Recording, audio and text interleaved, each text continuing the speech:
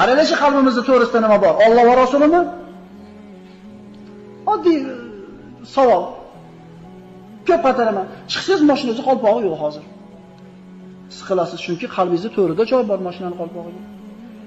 Chiqsangiz televizorni kuydirib qo'yibdi, bolalarga sindirib qo'yibdi. Siqilasiz, bo'g'ilasiz, lekin peshinda o'qimadim dada, qazo bo'lib qoldi desa siqilmaysiz. Bizda bo'lsinmi iymonda halovat? Bizning qalbimizda to'g'rida nima bor, nima yo'q?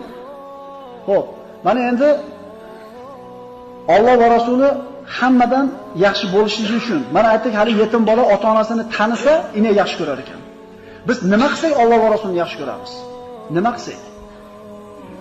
Allohni tanisak. Innama yaxshalloha min ibadihi al-ulama.